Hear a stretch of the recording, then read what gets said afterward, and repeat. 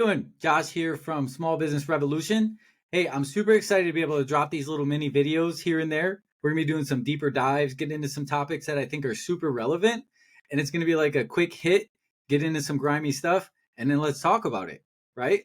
Okay, so I want to talk about right now is something that is affecting me, and has caused a lot of struggle for me in the past, and a lot of other people I know, right? It really on a broad stroke, it all comes down to your business support system, and a lot of people don't understand what that means. Basically, most business people they don't feel comfortable talking to other people they know in business because they're in the same industry, right? Especially like our field, like dance studios, they're friends with other dance studios, but they don't talk about a lot of things because they're worried that they're going to find some secret to their sauce and steal it, right? Because they are a competitor. Um, that it's tough trying to be friends with someone like that and actually have them be a business confidant when you're in the same when you're actually direct competitors, right? But a dance studio, hypothetically, a dance studio owner could be friends with a dance studio owner 1,000 miles away. They don't compete with each other, but they still don't communicate, right? So a lot of business owners, especially small business owners, rely heavily on the right hand person. I have Kyle. He's my equal business partner. He owns 50% of the business, right? Rely on him, and he should rely on me. The problem is a lot of entrepreneurs are they're it's just them. They don't have a partner, and if they do, the partner covers things they don't. That's Kyle and I are the same way, right? But we're heavily involved in both sides. So if you have a small business owner, they don't have any business friends that aren't in a different field. Who do they talk to when you're going through it? And it's just get when the shit gets rough, you need someone to talk to kind of bounce ideas off of. Nothing else. Who do you talk to? Everyone turns to their right hand person. And in a small business, it's usually the employee that's been there the longest. It's the person that they know the best, the person that they trust, the employee they trust the most. There's a lot of different ways to break it down, but I think everyone listening to this knows what I mean, right? So that is so bad for so many reasons, right? You're doing it because you're your friend, right? Here's a potential downfall to all this. And this goes on for a long time, and people generally don't even, they're completely oblivious to it because that's their person, right? But it's not your person, it's your employee. You can't trust your employees. You're much better off trusting a business that's 1,000 miles away from you than your employee, right? Because your employee lives there. They can learn everything about your businesses, go out and build their own, and steal all your customers. We don't want that, right? But there's way harsher implications. You have your right hand person, they're your bestie, your best friend. They've been working for you for 10 years, 20 years, 50. It doesn't matter. You knew them before you open your business. It doesn't matter, right? You bring them on as an employee, right? Everything's great. You know you can trust them. But there has to be a line, right? Your employees cannot bear the burden of your business unless they make a lot of money, right? Let me say that a little bit differently. An employee, especially in a small business, they're not an executive. They're not financially tied to the business. They don't get a percentage of anything, right? They're just a regular employee. They make X amount of dollars an hour and you like them a lot and you guys are besties, right? Okay, cool. You're one argument away from not being a bestie with them. You're not even an argument, one negative comment away from not being a bestie with them. That's how friendships can work, right? So if you're laying all this negative, I don't know what to do, I'm struggling, you're laying all this stuff on, just getting their input, like the business, oh, I can't figure this thing out of the business and blah, blah, blah. Any of these, one thing turns into more and more and more, and it turns into this whole, and you start treating them like a business partner, right?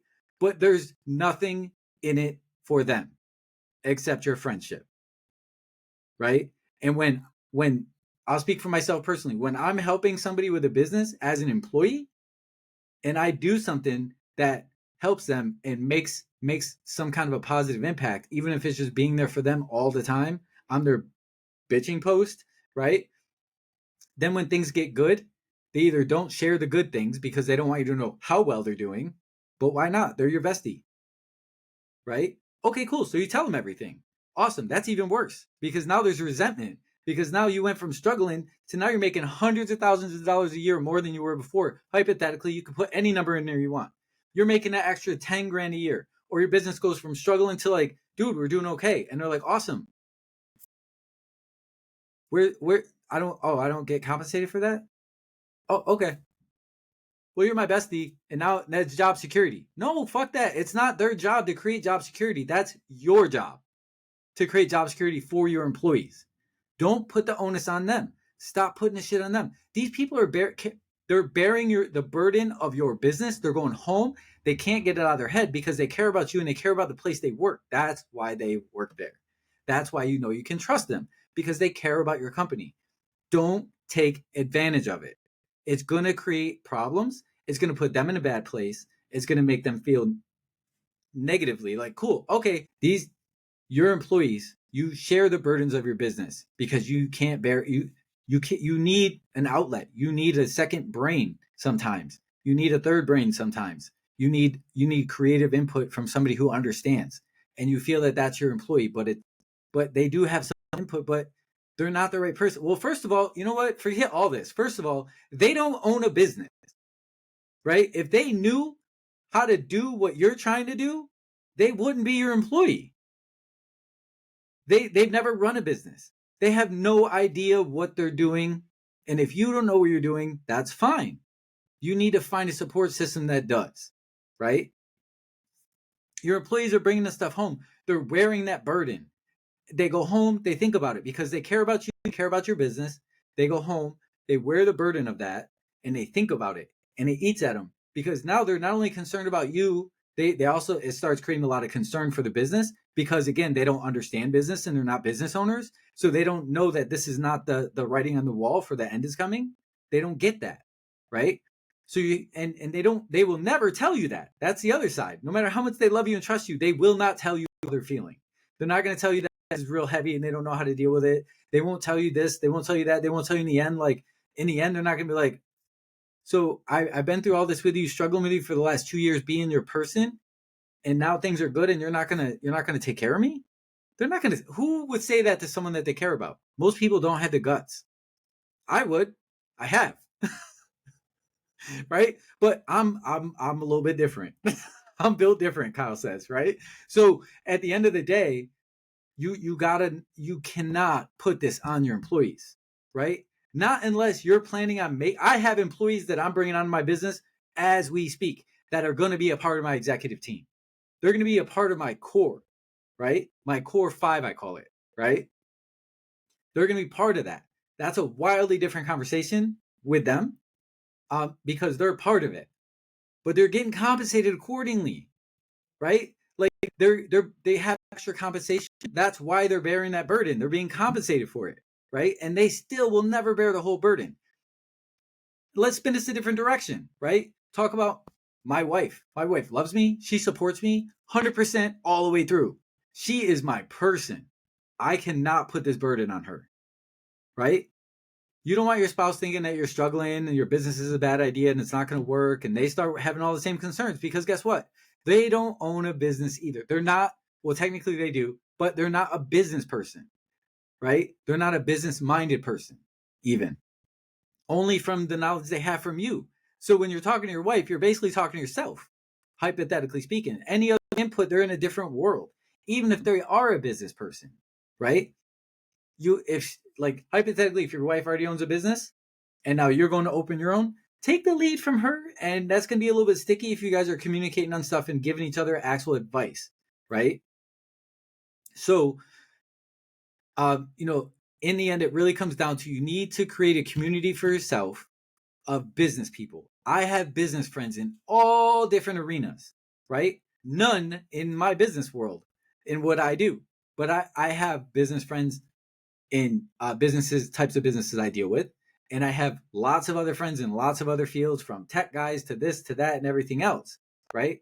All over the world. I have friends in Mumbai. I have business friends in Mumbai. I have business friends in Australia. I have a lot of business friends in the US. It doesn't matter. You just need to be open-minded and go about things and find a way to expand your horizons. That's what this podcast is all about. Like the best support system you can have for a small business is other small business owners. It's so important. We have to be there for each other and support each other, right?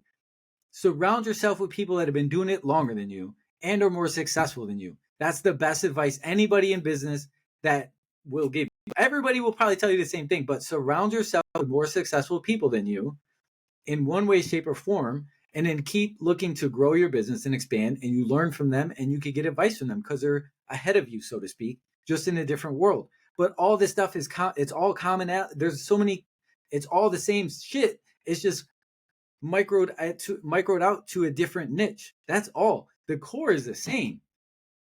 And people don't get that, right? So talk to other people, reach out to them. Dude, every day I go on what's I go on different platforms like Instagram and Facebook and all the different platforms, right? LinkedIn, businesses are there to connect, right? Oddly enough, go to Threads. It hasn't blown up yet, but guess what? Businesses know it's going to blow up at some point. 90% of people on Threads are businesses. People are all the time, they're putting comments out looking to connect with other business owners. Why do they put that? For this exact same reason, right? I'm not saying Threads is like the way to go all in. But dude, there's people on LinkedIn nonstop. They want to make connections. They want to make business connections with other business owners, right? Because even if you're not as advanced as, say you're not as far along as they are, it doesn't matter. It doesn't mean they can't learn something from you.